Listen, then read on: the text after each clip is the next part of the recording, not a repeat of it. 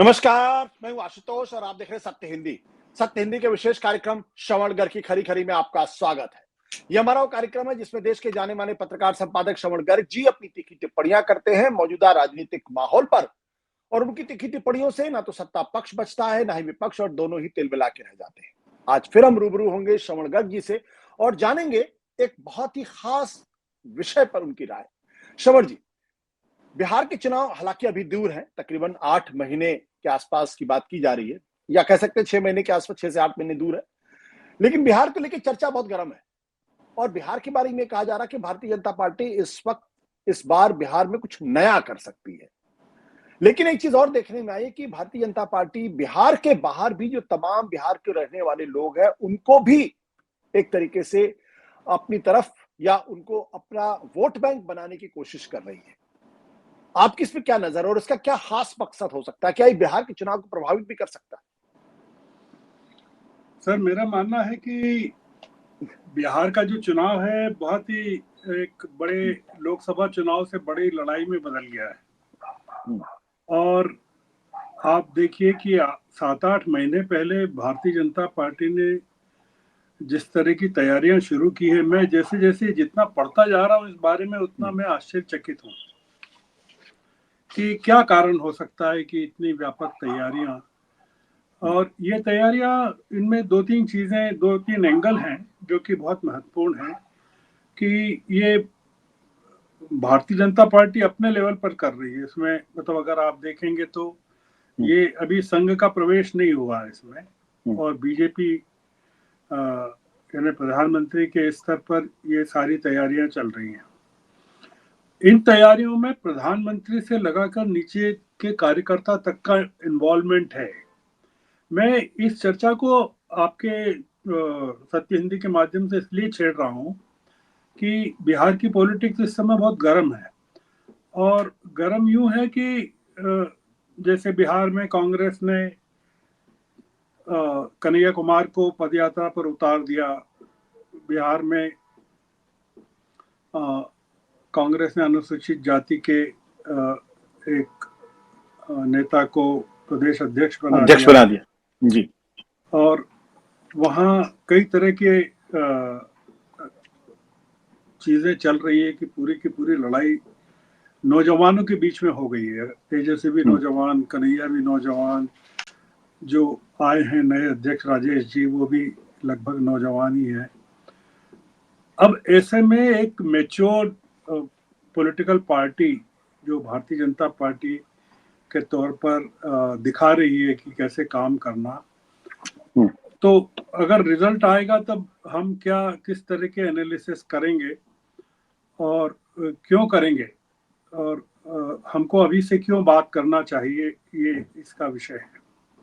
देखिए, 7-8 महीने पहले बीजेपी ने जो तैयारी शुरू की है उसमें सबसे बड़ी तैयारी ये है कि जो दूसरे शहरों में जो बिहारी लोग रहते हैं, बिहार के बाहर जो काम की तलाश में गए हैं, कन्हैया कुमार का तो नारा है पलायन रोको, पर ये पलायन जो हो गया है वो क्या करेगा, गजब ढाएगा। क्योंकि अगर आप आशुतोष जी देखें तो बिहार के नागरिक देश में शायद एकमात्र कम्युनिटी होगी जो अपने रूट से बहुत ज्यादा कनेक्टेड रहते हैं। चाहे वहाँ कोई त्योहार हो, छठ का त्योहार हो, कोई ब्याह हो, शादी हो, कुछ हो, अपनी जमीन से जुड़ा हुआ अगर कोई आदमी देश या विदेश में है तो वो बिहारी है। तो आप सोचिए कि बिहार की इस कनेक्टिविटी का या इमोशनल कनेक्ट का बीजेपी किस तरह से फायदा ले रही है।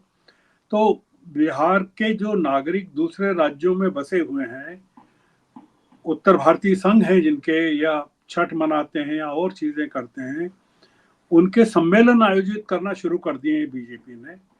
और उन सम्मेलनों में केंद्रीय नेता किस्म के जो रहे हैं, पुराने केंद्रीय नेता रहे हैं, जिनका बिहार से ताल्लुक रहा है, बिहार के हैं, वो लोग पार्टिसिपेट कर रहे हैं, बड़ी संख्या में पार्टिसिपेट कर रहे हैं। एक तो सबसे बड़ी बात यह है। और अगर आप देखें तो सब पूरे आंकड़ों के साथ काम कर रहे हैं उनके पास। अब वो कहाँ से मिले, वोटर आईडी और आधार को लिंक करने से वो आंकड़े मिले कि घर घर के पते कहाँ से मिले, एक तो बड़ा मुद्दा ये आगे इस पर काफी चर्चाएं होने वाली है, इसलिए आपको श्रेय जाएगा कि आपने सबसे पहले इस मुद्दे को उठा लिया। दूसरा ये कि जैसे कुछ ऐसा संयोग है कि गुजरात, हरियाणा और मध्य प्रदेश में बड़ी संख्या में गुजराती हैं, बिहार के लोग हैं जो अन्य अन्य कारणों से इन राज्यों में हैं, काम की तलाश के कारण या और चीजों के कारण। अगर आपने देखा हो कि कुछ साल पहले गुजरात में कुछ अफवाह फैल गई थी और गुजराती लोगों ने भर भर के वापसी की थी, तो उन पर आक्रमण वगैरह भी हुए थे।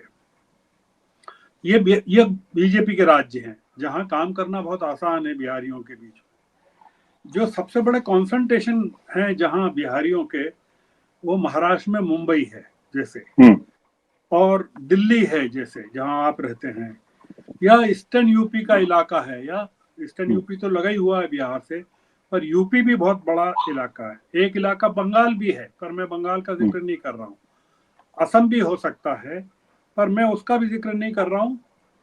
बंगाल का इसलिए नहीं कर रहा हूँ कि वहाँ एक सरकार ऐसी है जो बीजेपी को शायद काम नहीं करने दे इस मामले में। तो बीजेपी रूल्ड स्टेट्स जहां बिहार की पॉपुलेशन बहुत ही कॉन्सेंट्रेटेड है, वहां इस तरह का प्रयास चल रहा है। बिहार की जनसंख्या अपने आप में ही बड़ी चीज है, 11 करोड़ के करीब है, 10 से 11 करोड़ के बीच में है। और एक अनुमान यह है आशुतोष जी कि करीबन 2 करोड़ के करीब बिहार के लोग, 2 करोड़ के लोग, 2 करोड़ कोई कम आंकड़ा नहीं होता है, वो दूसरे राज्यों में है देश के।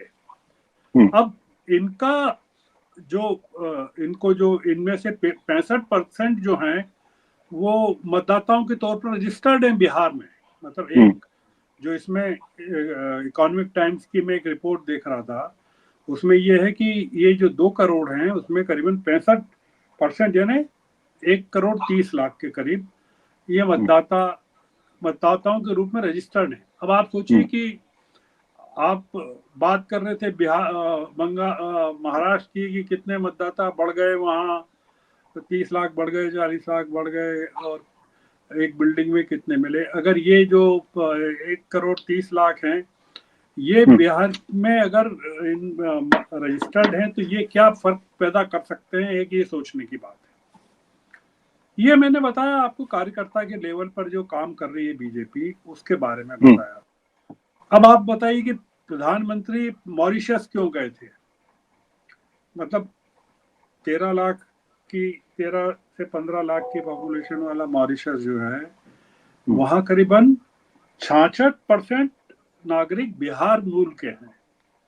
मतलब जो बहुत ही अद्भुत बात है। तो जो प्रधानमंत्री हैं वो वहां क्या लेके गए थे बताइए आप? वहां के राष्ट्रपति के लिए बिहार का मखाना ले गए थे और गंगा जल ले गए। और वो आपने अगर प्रधानमंत्री का, मुझे पता नहीं कि आपने भाषण सुना कि नहीं पार्लियामेंट में, उन्होंने अपनी मॉरिशस यात्रा पर बताया पूरा का पूरा कि मॉरिशस में उनकी यात्रा कैसी रही। वो गंगा जल ले गए थे प्रयागराज का, कुंभ का। वहां जब गंगा जल वहां की नदी में प्रवाहित किया गया तो क्या माहौल था। और उन्होंने, प्रधानमंत्री ने अमेरिका की यात्रा को लेकर संसद में कुछ नहीं कहा कि मैं अमेरिका गया तब मेरा ये हुआ, मेरा वो हुआ, कुछ नहीं बताया उन्होंने। वो ट्रंप के लिए कौन सा जल लेके गए थे ये भी नहीं बताया उन्होंने। पर पीएम ने मॉरिशस को लेकर इतना वर्णन किया और बिहार के साथ उसकी कनेक्टिविटी को इस्टेब्लिश किया। दूसरा मुद्दा एक ये है आशुतोष जी कि अगर आपने गौर किया हो कि पिछले दिनों प्रधानमंत्री भागलपुर गए थे, और भागलपुर जब गए थे, वो मध्य प्रदेश में 2 दिन की यात्रा के तुरंत बाद वो भागलपुर गए थे, और उनके साथ कृषि मंत्री शिवराज सिंह भी मंच पर थे। एक बड़ी संख्या में वहाँ किसानों को बुलाया गया था, जो उस इलाके के किसान थे उनको बुलाया गया था, और किसानों को काफी राहतें घोषित की गई थी। अब ये एक और अलग मुद्दा है कि बजट में जो 4-5 महत्वपूर्ण चीजें थी, जिसमें मखाना बोर्ड भी था और भी चीजें थी, सबसे ज्यादा जो निर्मला सीतारमण का जो बजट था, उसमें अगर आप गौर करें तो सबसे ज्यादा रियायतें की घोषणा वो बिहार के लिए की गई थी।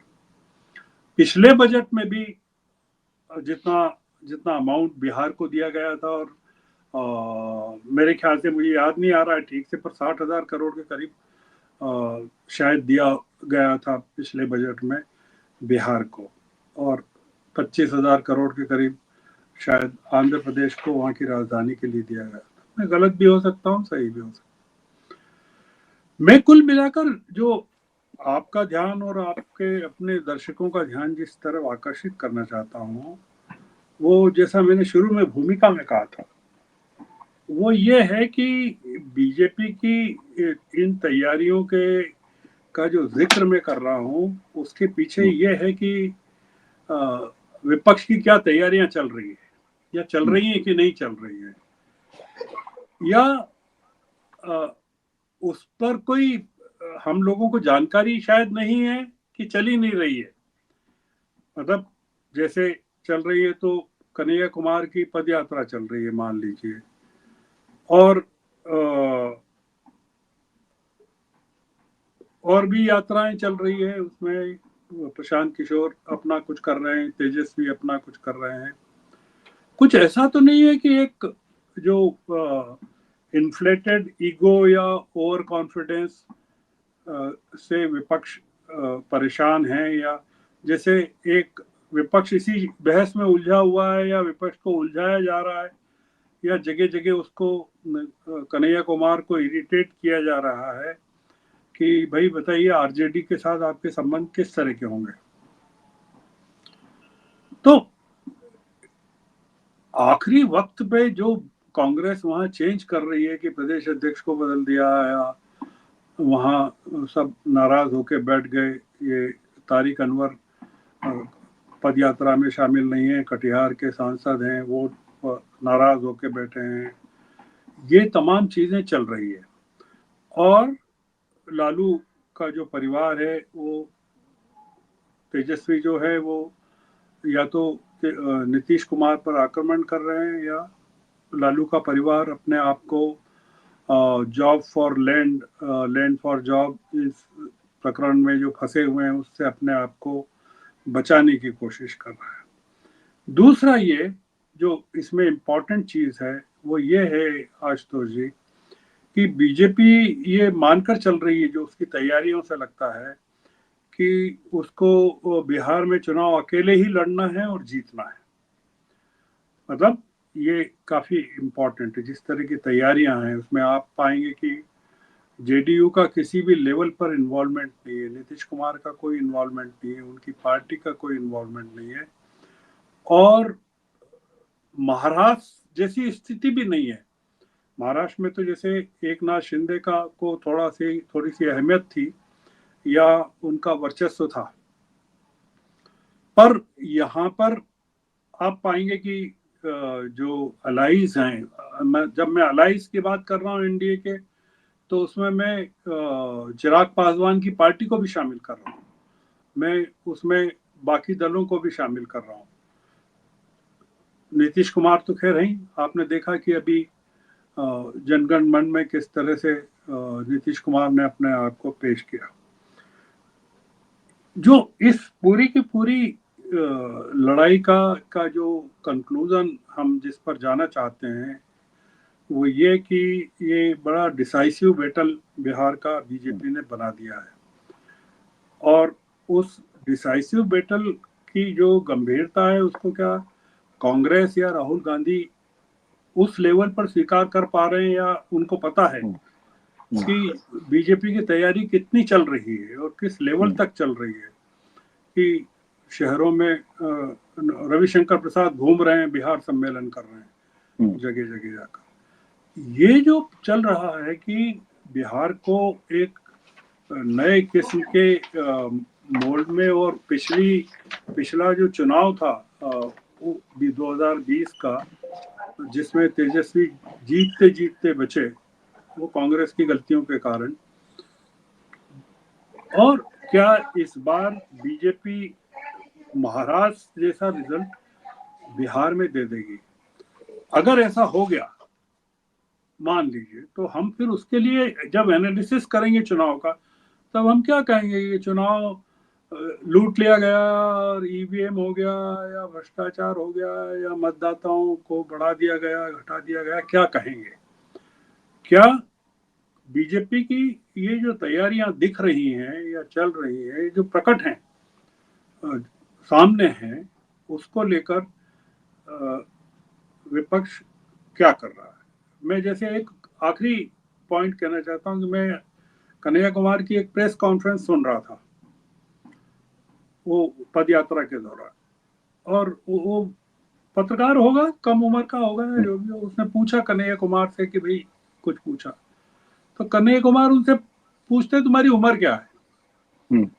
तो वो उम्र बताता है, तो कहता नहीं तो हमारी उम्र तुमसे ज्यादा है, तुम चुप बैठो। हम ये कह रहे हैं कि क्या किसी तरह के ईगो, इन्फ्लेटेड ईगो या ओवर कॉन्फिडेंस, या आप इसको कन्हैया कुमार जेएनयू का इलेक्शन तो नहीं मान रहे हैं जो बिहार का इलेक्शन है? क्योंकि वो पिछली बार लोकसभा का चुनाव हार गए थे, उनको ये पता होना चाहिए। और क्या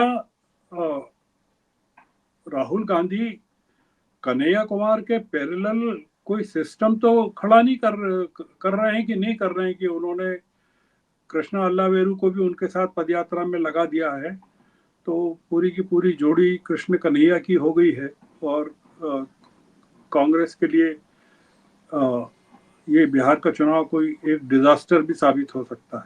हालांकि मैं इस तरह की कामना नहीं कर रहा हूं, पर मैं जो देख रहा हूं वो बताता हूं कि बिहार के चुनाव को लेकर जो एक नजरिया जो मुझे नजर में आया, वो मैंने आपके सामने शेयर किया। तो आज की चर्चा, आशुतोष जी, हम इसी नोट पर खत्म करते हैं। जी, thank you sir, thank you sir.